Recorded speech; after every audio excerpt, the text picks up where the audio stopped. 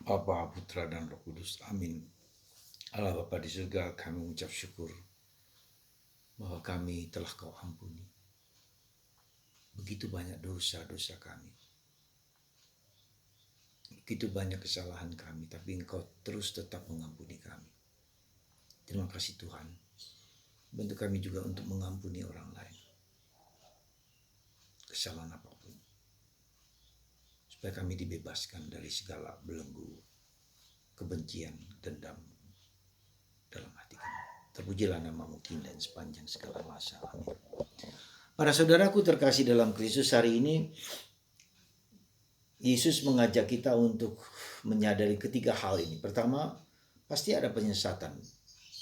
Bentuk apapun, entah itu dalam agama, dalam pikiran, dalam perasaan, orang disesatkan oleh pandangan-pandangan yang tidak benar. Ya. Dan Yesus mengatakan orang yang menyesatkan itu harus dihukum dengan keras dan kejam. Leher dikasih tali lalu dan batu lalu cemplungkan ke dalam laut. Itu pertama. Yang kedua, kita diminta untuk mengampuni bukan hanya 7 kali 7 tapi tanpa batas. Dan itu betapa sulitnya. Dan ketiga, para rasul mengatakan tambahkan iman kami. Ya. Nah, saya mau bahas tentang pengampunan dan tambahkan iman kami.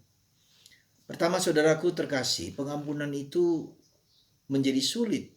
Maka itu tidak hanya 7 kali 7 kali tambah 7 kali dalam sehari sekalipun. Dalam sehari loh. Terus mengampuni, menyesal dan terus-terusan. Dan pengampunan itu menjadi sulit karena kita merasa bahwa orang yang kita ampuni harus bertobat. Harus berbuat baik. Ya. Jadi fokusnya kesulitan kita mengampuni karena orang lain tidak bisa berbuat baik. Tidak bisa berubah, tidak bertobat. Dan itulah kesulitan kita. Padahal sebetulnya pengampunan itu harus bersumber pada diriku sendiri. Ketika saya tidak mengampuni, maka ada dendam, ada marah, kecewa, ada perasaan-perasaan yang emosional yang tidak tidak teratur. Dan itu membuat kita menjadi sakit. Sakit kanker, psikosomatis, berbagai macam psikosomatis karena kita ingin mengubah orang lain. Jadi pengampunan itu pertama ada dua hal yang harus kita sadari. Pertama adalah Tuhan sendiri mengampuni kita. Mengampuni dosa kita. Betapa kita banyak berdosa. Ribuan kali seperti gunung. Tapi Tuhan tetap mengampuni. Ketika kita sadar akan hal ini, maka itulah yang menjadi dasar kenapa kita harus mengampuni. Yang kedua, sekali lagi pengampunan bukan untuk orang lain. Tapi untuk diriku sendiri.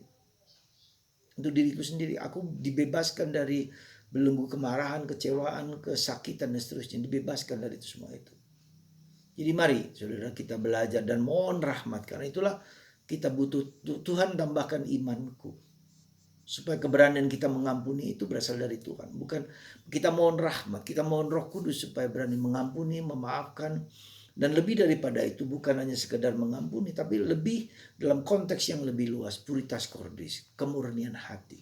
Hati kita murni, kita tidak punya berbagai macam perasaan negatif apapun. Ketika muncul negatif, kita persembahkan kepada Tuhan dan kita mohon Roh Kudus kepada Tuhan. Jadi pengampunan itu adalah salah satu dari kemurnian hati.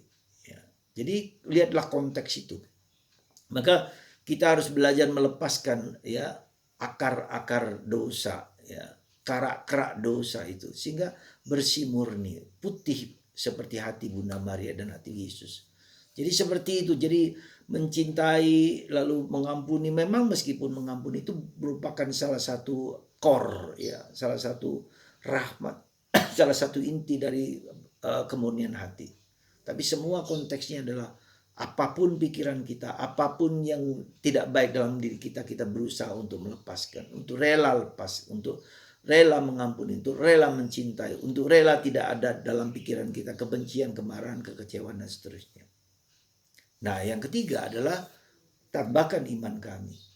Jadi ada dua hal penting juga dalam hal ini. Ketika tambahkan iman kami, kita menyadari bahwa iman kita belum apa-apa.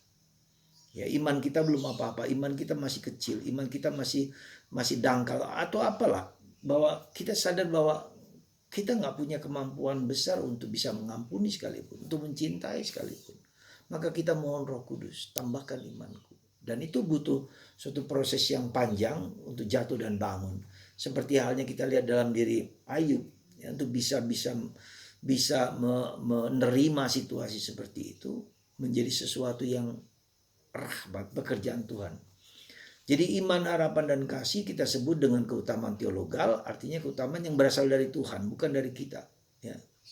Maka ketika kita melihat bagaimana orang yang telah disakiti, dibunuh, bahkan dibunuh tetap mengampuni. Ya Bapa, ampunilah mereka, karena mereka tidak tahu apa yang mereka buat. Dan orang-orang yang seperti ini, ya, sungguh merupakan suatu seperti sikap Tuhan sendiri, mengampuni orang yang bersalah kepada kita. Nah, kemudian Yesus mengatakan, seandainya imanmu sebesar biji sesawi, si besar kecil kali seperti jewawut, dan kalau itu bertumbuh besar. Jadi iman yang sekecil itu pun kita sudah bisa memindahkan bukit, memindahkan gunung. Dan itu terjadi di Mesir, di mana sekarang ada yang disebut gereja sampah. Gereja di mana tempat itu menjadi tempat sampah, di mana orang-orang Katolik Koptik, ya, diminta untuk akan dihancurkan oleh kelompok-kelompok Islam. Kemudian dengan doa mereka, dengan doa para uskup, kemudian mereka berdoa dan berdoa, Christe eleison, Kyrie eleison, lalu bukit itu pindah sendiri. Sampai sekarang masih ada gereja sampah itu, gereja gua. Saudara, sekali lagi bukan yang gampang, tapi kita mohon rahmat supaya Tuhan sungguh melimpahkan berkat dan rahmat kepada kita dan kekuatan menjadi orang yang memiliki iman yang kokoh, yang murni, yang bersih, puritas cordis. Semoga Tuhan melimpahkan pikiran kita, perasaan kita, diri kita sebagai hati yang bersih dan murni untuk Tuhan. Tuhan memberkati Anda semua dalam nama Bapa, dalam Putra, dan Roh Kudus. Amin.